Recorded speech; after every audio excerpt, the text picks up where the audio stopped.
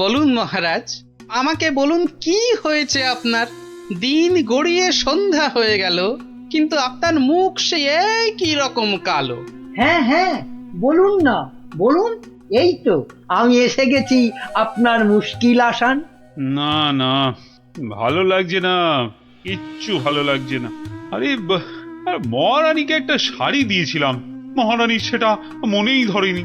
ও বুঝেছি, আবার শাড়ি নিয়ে বাড়াবাড়ি। কি আর এমন কি ব্যাপার? হ্যাঁ, আপনি আর একটা শাড়ি কিনে দিলেই তো পারেন। আহা, আমার আহ্লাদে হলো। আরে মহারানীর মনে ধরে অমন শাড়ি আমি পাই কোথায়? কেন মহারাজ? এ হেথায় হোথায় সেথায়। আমার মাথায় মাথা মোটা কোথাকার। শোনো, যেথায় ইচ্ছে যাও, শুধু রানীকে তাক লাগিয়ে দেওয়ার মতো শাড়ি জোগাড় করে আনো, যে করে হোক। দেখি দেখি দুজনের মধ্যে কে পারে এই অসাধ্য সাধন করতে। এবার জমবে মজা। কে কে ওখানে? ওই তো ওখানে ওখানে, ওই ওই গাছের পেছনে। কই, কোথায়? কেউ তো নেই। ও, তাহলে বোধহয় আমারই মনের ভুল।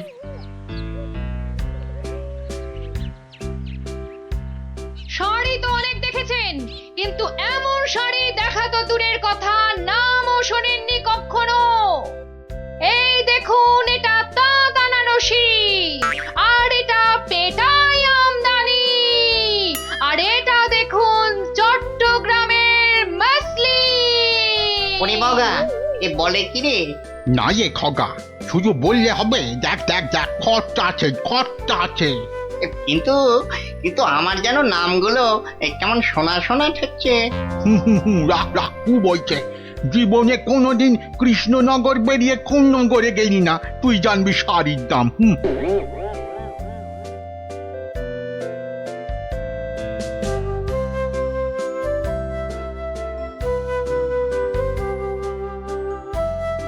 আরে দেখি দেখি দেখি দেখি, ব্যাপারটা কি? কথায় বলে না, যেখানে দেখিবে ভিড় সেখানেই মারিবে তীর। কি হয়েছে, কি হয়েছে কি দেখি? আরে হয়েছেটা কি? এটা কি মগের মুলুক নাকি যে? হ্যাঁ, যাকে তাকে টুপি পরাবে? বাবা, আমিও মন্ত্রী, টুপি পরালেই হলো। ও মা, মন্ত্রী মশাই, এ এ এই তো ধাক্কা পাড় 12 হাতি শাড়ি, আর এই এই এই 80 সুতোর ফিনফিনে আনারকলি। হ্যাঁ, মানে এগুলো, এই সবগুলো শাড়ি? এসব আর কি, আসল জিনিস তো দেখাবো মহারাজকে, যদি সুযোগ পাই। তা তো বটেই, তা তো বটেই, মহারাজকে তো দেখাতেই হবে। ওরে বাবা, কি আনন্দ, কি আনন্দ! এ যে একেবারে মেঘ না চাইতেই জল। আহা, এবার মহারাজকে সন্তুষ্ট করব আর গোপালকে টেক্কা মারবো, একেবারে এক ঢিলে দুই পাখি।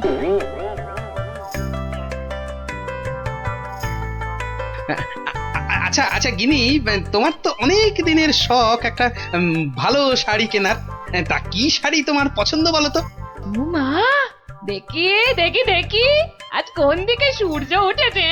তুমি আমায় শাড়ি কিনে দেবে? হ্যাঁ, একেই তো বলে ঝড়ের বাস ঘরে আনা। কি বললে, একখানা? হ্যাঁ হ্যাঁ, একখানা করে দিলেই হবে। কোন একটা বোমকাই, একটা জামদানি, একটা কাশ্মীরি পশমিনা। বাহ বাহ বাহ বাহ, এই তো এই তো, কেমন গড়গড় করে বলে যাচ্ছ। এর মধ্যে ওই মহারানীকে মানাবে কোনটা? তাহলে তাহলে এত সব মহারানীর জন্য? আমার জন্য নয়। বেরো বেরো বেরো বলছি এখান থেকে, আমাকে সুরসুরি দিয়ে মহারানীর জন্য শাড়ি বাঁচা হচ্ছে।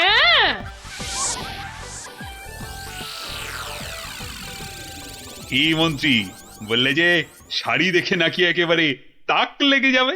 তা কোথায় তোমার শাড়ি? ও মা, সে কি কথা! মন্ত্রী মশাইয়ের শাড়ি কই, আগে তো কখনো পরতে দেখিনি। শাড়ি আমি পরবো কেন, তুমি পরবে। শুধু ওটাই তো বাকি আছে।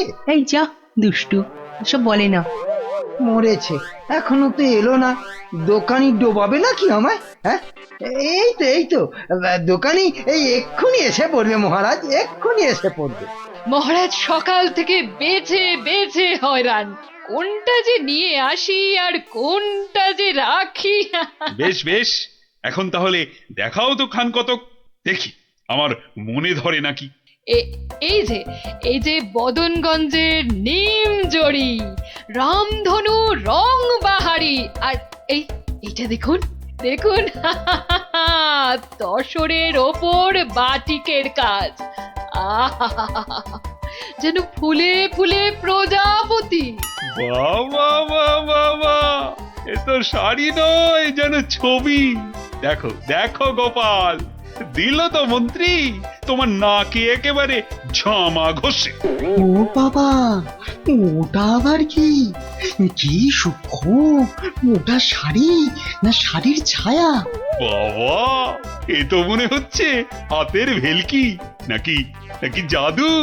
এ আর কি মহারাজ, আমার কারিগররা আরো অনেক রকম শাড়ি বানাতে পারে, বিশেষ করে এমন এক সূক্ষ্ম শাড়ি যা খালি চোখে দেখাই যাবে না। ওটা নবাবদের জন্য তৈরি করা হয়, তবে তার জন্য সময় আর অর্থ দুটোই দরকার মহারাজ। কি কি খালি চোখে দেখা যাবে না এমন শাড়ি? হ্যাঁ, নবাবদের শাড়ি? হ্যাঁ, ওইটাই আমার চাই। মন্ত্রী, এদের অতিথিশালায় থাকার ব্যবস্থা করো, আর কোষাগার থেকে 1000 স্বর্ণমুদ্রা এখনই এনে দাও। আরো লাগলে আরো দেব, তোমাদের 1 মাস সময় দিলাম। কিন্তু তার মধ্যেই আমার ওই কাপড় চাই। চাই?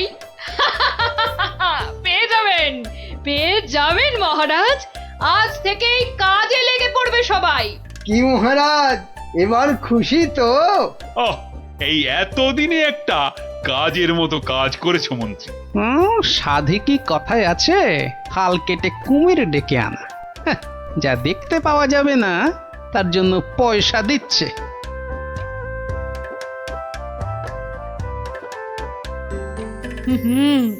আজ দুপুরে মাছের মাথা দিয়ে ডাল আর লাউ চিংড়ি হচ্ছে তো, আর সঙ্গে 2টো করে গরম তেলে ভাজা বেগুনি। শেষ পাতে মিষ্টি দইটা দেওয়ার কথা মনে করিয়ে দিন আরেকবার।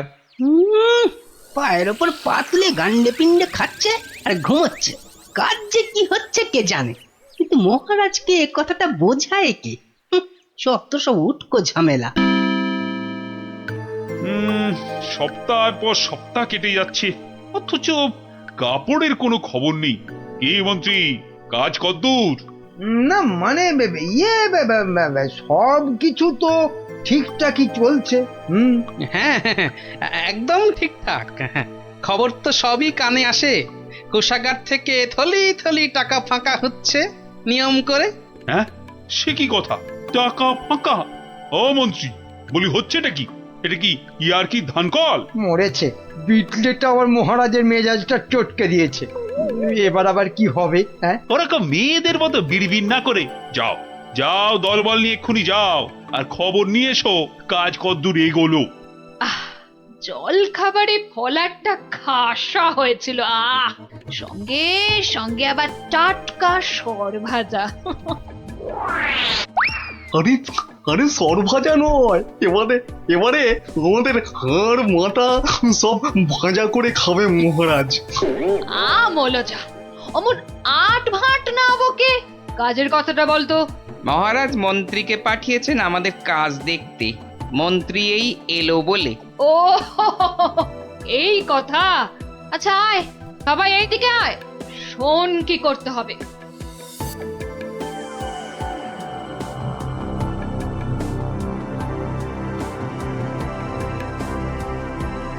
কে বুঝেছিস তো সব? দরজা খোলো, দরজা খোলো।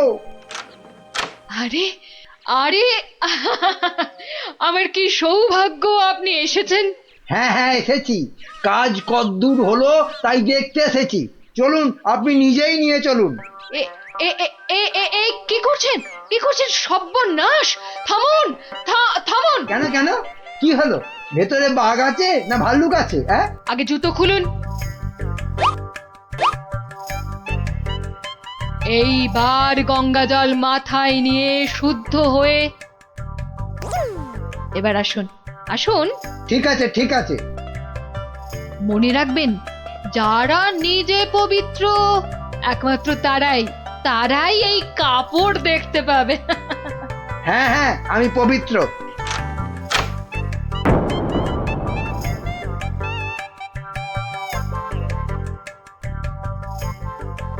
কি হলো বলো তো গোপাল, মন্ত্রীর যে আর পাত্তাই নেই।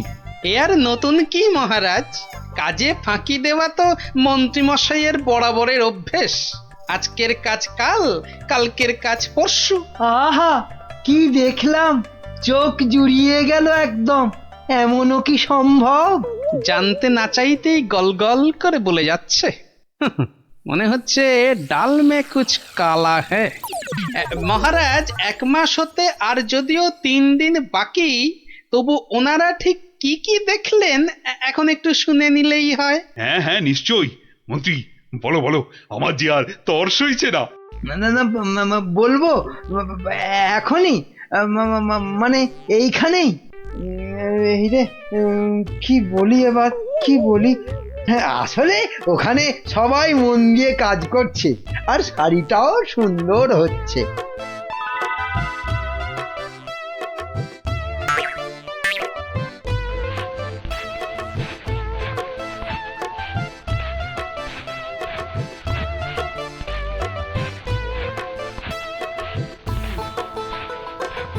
কি বাবা, শাড়ি তো দেখতে পাচ্ছি না, কিন্তু সে কথা বললে সবাই ভাববে আমি অপবিত্র। দেখলেন তো কি সুন্দর শাড়ি। সুন্দর সুন্দর। আহ, আজ আমার যা আনন্দ হচ্ছে না, মহারানীকে কাপড়টা দিয়ে একেবারে তাক লাগিয়ে দেবো। সেই আশাতেই আপনি নাচুন মহারাজ। খাজনার চেয়ে বাজনা বেশি হয়েছে, নিখাত কপালে দুঃখ আছে। টানা 1 মাস ধরে আমি আর আমার কারিগরেরা মাথার ঘাম পায়ে ফেলে দিন রাত এক করে এই কাপড় বানিয়েছি। প্রজাপতির পাখা দিয়ে তৈরি সুতো, হাতির দাঁতের গুঁড়ো দিয়ে কাজ করা নকশা, 112টা ছোট বড় হীরের টুকরো, আরো কত কি যে আছে এর মধ্যে, তার হিসেব দিলে এক বেলা কেটে যাবে। আহা, কি সুন্দর! যেমন রং তেমনি বুনন। হ্যাঁ হ্যাঁ, তাই তো, তাই তো, সেই রকমই তো দূর থেকে মনে হচ্ছে। মহারাজ, দেখুন দেখুন, এই সেই স্বর্গীয় শাড়ি। আমি আগেও বলেছি, আবার বলছি, যে নিজে পবিত্র একমাত্র তারাই এই কাপড় দেখতে পাবে। গোপাল, কিছু নজরে পড়ছে তোমার? আমার তো সব ধোঁভা। দাঁড়ান দাঁড়ান, ব্যাপারটা ঠিক সুবিধের ঠেকছে না। আমাকে আগে একটু বুঝে নিতে হবে যে। হ্যাঁ, এইবার এইবার মহারাজ, আপনিও না পারবেন গিলতে, না পারবেন ফেলতে, কেউই কিছুই দেখতে পাচ্ছে না, কিন্তু নিজেকে পবিত্র প্রমাণ করতে সবাই বলছে দেখেছি। আচ্ছা গোপাল, এই যে আমি কিছু দেখতে পাচ্ছি না, এটা তবে কার দোষ? আমার? হ্যাঁ, আরে আরে তুমি কিছু করো গোপাল। হ্যাঁ হ্যাঁ হ্যাঁ, আমাকে তো এবার কিছু করতেই হবে। আমার সামনে আপনাকে, আমাদের সবাইকে টুপি পরিয়ে দিয়ে যাবে, আর আমি হাঁ করে দেখব তা কি হয়। শাড়িটাকে পরীক্ষা করার জিনিস নিয়ে আসি। যা, এই যে দেখি একেবারে হাওয়া হয়ে গেল। মহারাজ, আপনার কথা মতো খালি চোখে দেখা যায় না এমন শাড়ি আমি বানিয়ে এনেছি। আপনি নিজের চোখে তা দেখেছেনও। এবার আপনিও আপনার কথা রাখুন মহারাজ, আমাকে পুরস্কার দিয়ে আপনার কথা রাখুন। আহ, গোপালটা যে এই সময় কোথায় গেল? আহ, কি করি কি করি আমি এখন? এই তো গোপাল এসে গেছে। উফ, এতক্ষণে ধরে প্রাণ এলো আমার। কিন্তু তার আগে তো আমার লোক আরেকবার কাপড়টা পরীক্ষা করে দেখবে।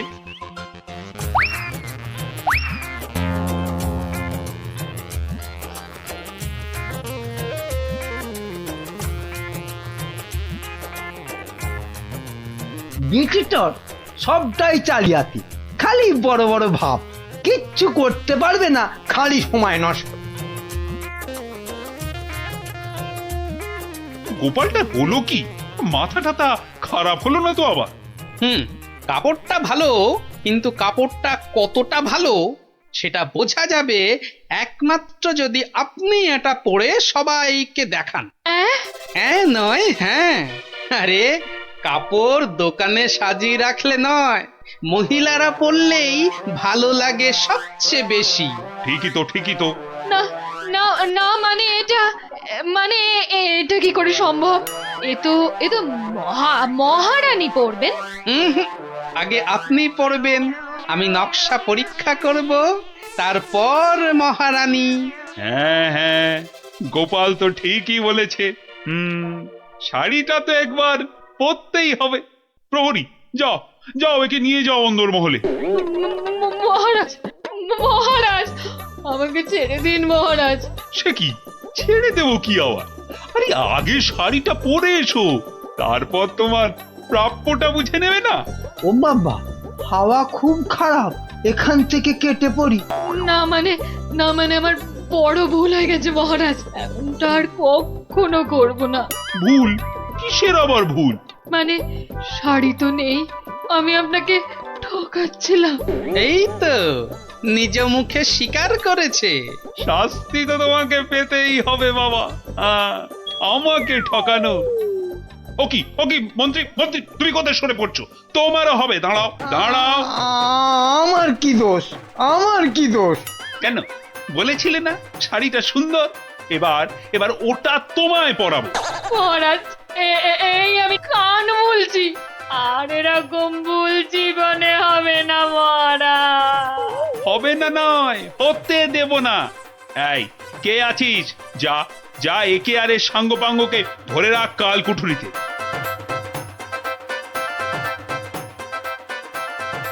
আর গোপাল, ধন্য ধন্য তোমার বুদ্ধি।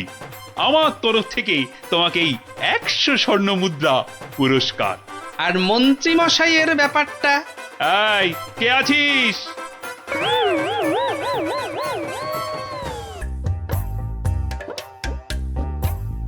রাজার রাজা তিনি কৃষ্ণচন্দ্র নাম, ভক্তি ভরে তাঁর পদে জানাই প্রণাম। প্রজারা রাজ্যে তার থাকে মহা সুখে, তার নামে জয়ধ্বনি ফেরে লোকমুখে। রাশি রাশি আম জাম গাছে গাছে ফলে, রাজ্যে তার পাঠশালে গ্রীষ্মের ছুটি চলে। মহাজন মহারাজ মস্ত বড় মন, বুড়ো শিবের কৃপায় তিনি দীর্ঘজীবী হন। সাধু সাধু, কবির মুখে ঘি মধু। এর পেটে ঘি সহ্য হয় না, তুমি তো সভা কবির বদ হজম করিয়ে ছাড়বে গোপাল। যার যেমন রুচি তার তেমনই খেয়াল। মন্ত্রী তো নয়, যেন খেক শিয়াল। মহারাজ, ও রাজা মশাই। হ্যাঁ, কিছু বলছো? ও আবার কি বলবে? বলবেন তো আপনি মহারাজ, আপনার মন যেন রাজকাজে নেই আজ। ঠিকই ধরেছ মন্ত্রী। আসলে হয়েছে কি, ওই সভাকবির কবিতাটা শুনতে শুনতে হঠাৎ করেই আমার ছেলেবেলার স্মৃতিগুলো আমার চোখের সামনে ভেসে উঠল। সেই গ্রীষ্মকাল, সেই আম জাম লিচু, পেঁয়াজ দিয়ে পান্তা ভাত, তার সাথে কিছু। তুমি বকা বন্ধ করবে? কথার মাঝে কথা, আপনি বলুন মহারাজ। হ্যাঁ, যা বলছিলাম, সে এক সময় ছিল বটে। আমি তখন ছোট, বেশ মনে আছে। আমার বাবা মশাই গরমের ছুটি পড়লেই গ্রামের বাচ্চাদের আনন্দ দেওয়ার জন্য বিচিত্রানুষ্ঠানের আয়োজন করতেন, আর আমিও তাতে সামিল হতাম। এলাহি খাওয়া দাওয়ারও ব্যবস্থা থাকতো, গান বাজনা হতো, যাত্রা হতো, জাদুকর এসে জাদু দেখাতো। সে এক সময় ছিল বটে। আমার মগজ বলছে মহারাজের মাথায় এবছর আমাদের রাজ্যে এমনই একটা বিচিত্রানুষ্ঠান করার কথা ঘুরপাক খাচ্ছে। একদম তাই, কিন্তু জাদু দেখাবে কে? জাদুকরের তো অনেকদিন কোনো পাত্তা নেই। তাহলে এই সব বাজে চিন্তা মাথা থেকে বাদ দিন মহারাজ, বাদ দিন। কখনো না। আমি যখন মনস্থির করেছি তখন গ্রীষ্মকালীন বিচিত্রানুষ্ঠান হবেই হবে। মহারাজ, মহারাজ যদি অভয় দেন তাহলে আমি জাদুকরের অনুপস্থিতিতে জাদু শেখানোর ভার নিজের কাঁধে নিতে প্রস্তুত। সর্বনাশ করেছে, তুমি দেখাবে জাদু? তুমি জাদু খেলা জানো? আগে বলনি তো। আগে আগে আমি যেটা প্রদর্শন করতে চাই সেটা ঠিক জাদু নয়, এর নাম ছায়াবাজি। তুবড়ি, রংমশাল, ফুলঝুরি, কালীপটকা, হরেক রকম আতশবাজির নাম শুনেছি, কিন্তু ছায়াবাজি এটা কি বস্তু বিজ্ঞানী? এটা আমার আলোক বিজ্ঞান চর্চার নতুন আবিষ্কার। হাত দুটোকে ব্যবহার করে আলো আর ছায়ার মাধ্যমে নানান রকমের জিনিস করে দেখানোই ছায়াবাজি। বেশ বেশ, শুনে তো মনে হচ্ছে বেশ দারুণ ব্যাপার হবে এটা। তাহলে তাহলে সবাই শোনো, আসছে রবিবার সন্ধেবেলায় রাজবাড়ির মাঠে বিচিত্রানুষ্ঠান অনুষ্ঠিত হবে, আর সেখানে বিজ্ঞানী তার ছায়াবাজি দেখাবে। এখনই এ কথা ঢেরা পিটিয়ে সারা রাজ্যে ঘোষণা করে দাও।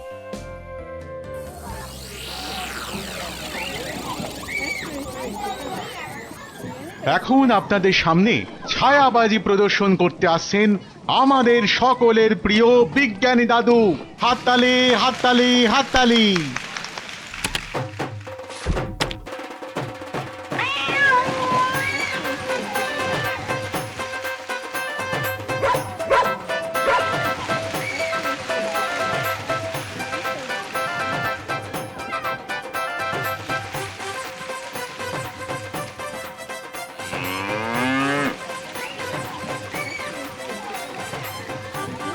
ও গোপাল দাদু, এটা দারুণ জিনিস গো। গোপাল দাদু, শোনো না, তুমি বিজ্ঞানী দাদুকে বলো না আমাদের ছায়াবাজি শেখাতে। আয়, শুধু তুই কেন রে? আমরাও শিখবো। আমাদের হয়ে তুমি বিজ্ঞানী দাদুকে বলবে তো? কথা দাও, কথা দাও, আমাদের ছায়াবাজি শেখানোর ব্যবস্থা করবে তুমি। আরে আচ্ছা আচ্ছা, বলবো রে বাবা, বলবো।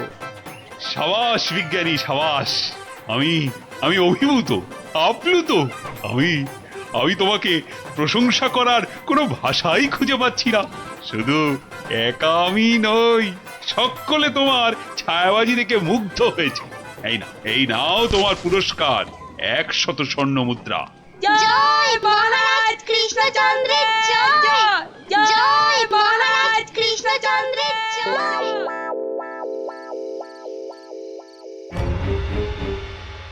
কৃষ্ণচন্দ্র, বৎস কৃষ্ণচন্দ্র, আরে এই বেটা কৃষ্ণ, ওঠ, উঠে পড় বলছি। এই কে কে কে কে তুই? তুমি না আপনি? হা, হা, হা, হা। আমাকে চিনতে পারলি না কৃষ্ণচন্দ্র? না, মানে আপনি কে দাদা? আমি যম রে হাঁদা। মানে যমরাজ? আরে থাম থাম থাম, যমকে দেখাচ্ছে রামের ভয়, তোর আস্পর্ধা তো কম নয়। মাফ করবেন যমরাজ, কিন্তু আপনি এখানে কি করছেন? আমি তোকে সঙ্গে করে নিয়ে যেতে এসেছি। কোথায়? যমলোকে। পৃথিবীতে আজই তোর আয়ু শেষ কৃষ্ণ। এখন চল আমার সাথে, যমলোকে গিয়ে চিত্রগুপ্ত তোর পাপের হিসেব করবে, আর আমি তোকে এক কড়াই গরম তেলে ফুলুরির মতো ভাজবো। আমি এখনই মরতে চাই না, আপনি আমাকে বাঁচতে দিন, বাঁচতে দিন। সেটা তো সম্ভব নয় কৃষ্ণ, আয়ু শেষ হলে সবাইকেই মরতে হয়। আমার কি আর বাঁচার কোনো উপায় নেই? ভাবনায় ফেললি, একটা উপায় আছে। কি উপায়? মূল্য দিয়ে আয়ু লাভ। তুই যদি আমাকে 10টা স্বর্ণ মুদ্রা দিস, তাহলে আমি তোর একদিনের আয়ু বাড়িয়ে দিতে পারি, না হলে আজ তোকে মরতেই হবে। 10টা স্বর্ণ মুদ্রা? এইটা একটু বেশি হয়ে গেল না? একে মরতে বসেছিস, তার উপর আবার জমির সাথে দর কষাকষি করছিস। নে তাহলে, মরার জন্য তৈরি হ। আমি কি দেব না বলেছি? বাহ, এই তো পথে এসো বাবা। নে, এবার ভালোয় ভালোয় 10টা স্বর্ণ মুদ্রা বার করে জানলা দিয়ে ছুঁড়ে ফেলে দে। কি হলো, দে।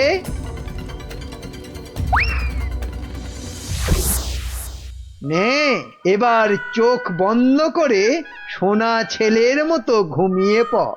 আর হ্যাঁ, আমি যে এসেছিলাম এ কথা ভুলেও কাউকে বলিস না। ঠিক আছে, ঠিক আছে, বলবো না, বলবো না। নে, এবার ঘুমিয়ে পড়।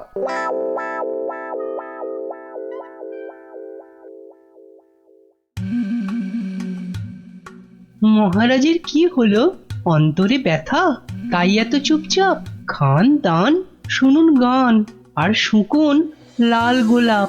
আহ, থামবে কবি, আমি মরছি আমার জ্বালায়, আর উনি। কি হয়েছে মহারাজ, কি হয়েছে? আপনাকে এত উত্তেজিত দেখাচ্ছে, কি হয়েছে আপনার? বলুন মহারাজ, বলুন আমাদের। না না, কাউকে কিছু বলা চলবে না। আর তাছাড়া আমার আবার কি হতে যাবে? হ্যাঁ, কিন্তু মহারাজ, কিছু যদি নাই হবে তাহলে আপনার এ দশা হয়েছে কেন? হ্যাঁ, নিজের চেহারার দিকে চেয়ে দেখেছেন মহারাজ? 5 দিন রাজসভায় এলেন না, কারো সঙ্গে সাক্ষাৎ করলেন না। বলছিলাম যে ওই মহারাজের কি ওই শরীর টরীরে খারাপ হলো? না না, তেমন কিছু নয়। মহারাজের মুখ বলছে আপনি মনোকষ্টে ভুগছেন। আপনি যতই না করুন, আমার অভিজ্ঞ চোখে কিন্তু তা ঠিক ধরা পড়েছে মহারাজ। মন যাতনা নয়, জম যাতনায় ভুগছি। জমযাতনা? সে কি? আহারে, জমযাতনায় ভোগা, তাই তো আপনাকে দেখাচ্ছে এত রোগা। আহ, তোমরা সবাই মহারাজের কানের মাথা খাওয়া বন্ধ করবে। এই দেখো, মাথা খাচ্ছি কোথায়? হ্যাঁ, মাথা খাচ্ছি কোথায়? আমরা তো মহারাজের মন খারাপের কারণটা বোঝার চেষ্টা করছি মন্ত্রী মশাই। মহারাজ, আপনি যা কিছু নিজের মনে চেপে রেখেছেন আমাদের সব খুলে বলুন তো মহারাজ। দেখবেন মনটা বেশ হালকা হালকা লাগছে। বুঝলে গোপাল, আমি মনে হচ্ছে আর বেশি দিন বাঁচবো না। সে কি মহারাজ, আপনি হঠাৎ এ কথা বলছেন কেন? আরে বলছি কি আর সাধে, রোজ রাতে স্বয়ং যমরাজ আসছেন, হ্যাঁ, আমার প্রাণ নিতে। সে কি? কি অলক্ষণে কাণ্ড!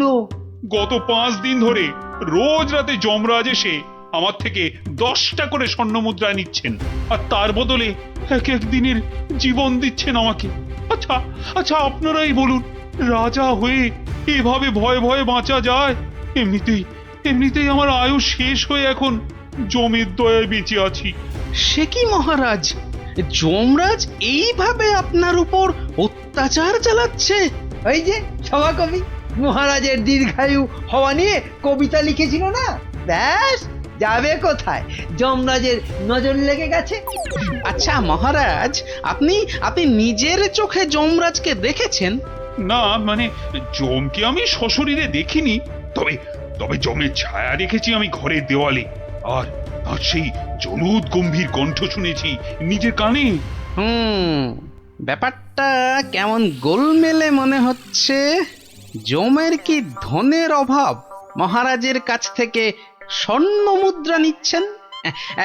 আপনি চিন্তা করবেন না মহারাজ, ওই জমের সাথে লড়াইয়ে আমি আপনার পাশে আছি। জমের সাথে ছেলে খেলা করতে যেও না গোপাল, শেষে নিজেও বিপদে পড়বে আর মহারাজেরও বিপদ বাড়াবে। আরে বাবা, উনি হলেন যমরাজ, সাক্ষাৎ মৃত্যুর দেবতা। না না না না গোপাল ভাইয়া, যমরাজকে শায়েস্তা করতে যেও না। মহারাজ তো এখনো ওনার দয়াতেই বেঁচে আছে। এটাই আমাদের কাছে অনেক বড় পাওয়া। ঠিক আছে ঠিক আছে, আপনারা যখন বারণ করছেন তখন আর আমি এ ব্যাপারে নাক গলাবো না। শেষে যদি যমরাজ আমার প্রাণটাই হরণ করে, তখন আমার বউটা অকালে বিধবা হবে না। আজ আমি চলি মহারাজ।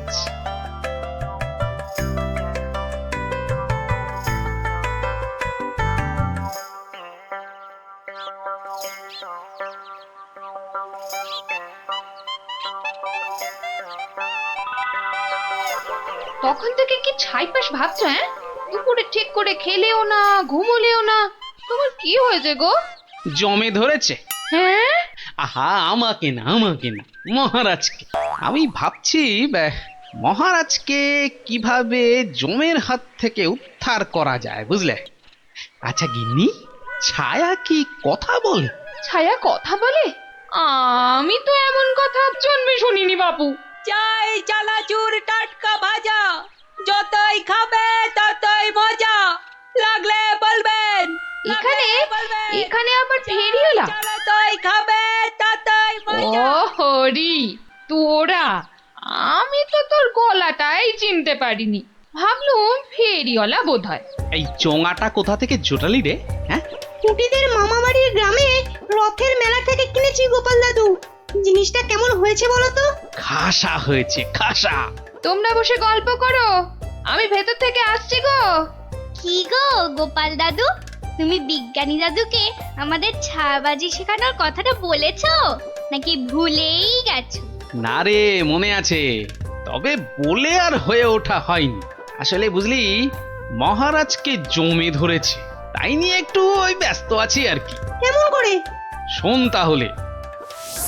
আমি মনে হচ্ছে আর বেশি দিন বাঁচবো না। রোজ রাতে যমরাজ এসে আমার থেকে 10টা করে স্বর্ণ মুদ্রা নিচ্ছেন, আর তার বদলে এক এক দিনের জীবন দিচ্ছেন আমাকে। আপনি নিজের চোখে যমরাজকে দেখেছেন? না, মানে যমকে আমি সশরীরে দেখিনি, তবে তবে যমের ছায়া দেখেছি আমি ঘরের দেওয়ালে, আর তার সেই জলুদ গম্ভীর কণ্ঠ শুনেছি নিজের কানে। কি বুঝলি? হ্যাঁ, এখন যেভাবেই হোক মহারাজকে জমের হাত থেকে বাঁচাতেই হবে। আমার না খুব জোরে ছোট বাইরে পেয়েছে। যা বাবা, জমের কথা শুনেই তোর পেয়ে গেল। তো চোখের সামনে দেখলে না জানি কি করতিস। আবার এখানেই করিস না যেন। যা যা, বাগানের ধারে গিয়ে করে আয়। উফ,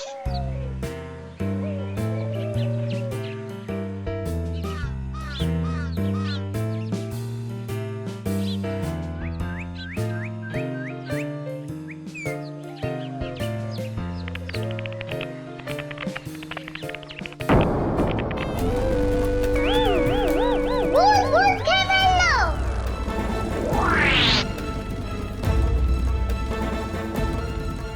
কিরে, কি হয়েছে? গোপাল দাদু, যমরাজ না তোমার বাড়িতেও চলে এসেছে। সে কি রে? দেখাতো কোথায়?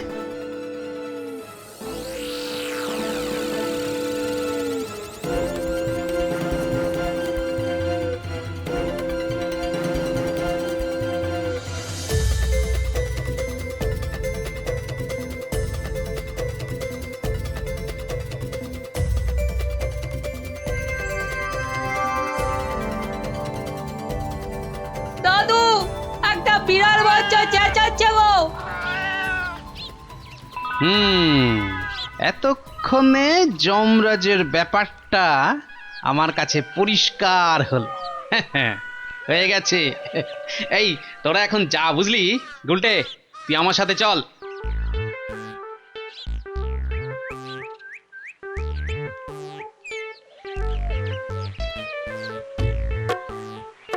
আজ রাতে তোমার ছায়াবাজির আসল পরীক্ষা বিজ্ঞানী। আচ্ছা বিজ্ঞানী, গুলটে পারবে তো তুমি যেমন যেমন শিখিয়েছো তেমন তেমন করতে? পারবে, নিশ্চয়ই পারবে। কিন্তু কিন্তু সে আজ রাতে আসবে তো? আরে আলবাত আসবে, আর এলেই বেটাকে দেখিয়ে ছাড়বো। গুলটে, তুই এখন বাড়ি যা। বিজ্ঞানী দাদু যা যা শিখিয়েছে সব মনে আছে তো? হ্যাঁ। রাত্রিবেলায় জায়গা মতো চলে আসিস। আর হ্যাঁ, চোঙা, সাদা চাদর আর লণ্ঠনটা সঙ্গে আনিস কিন্তু।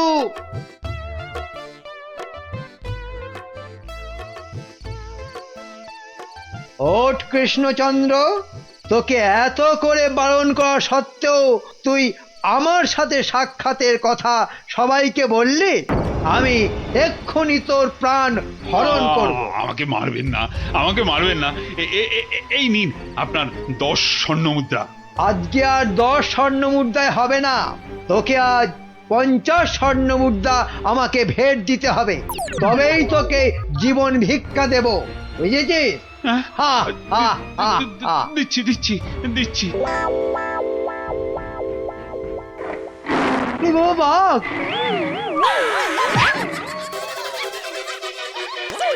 ওরে বাবা রে, গেলাম রে। আসুন মহারাজ, আসুন।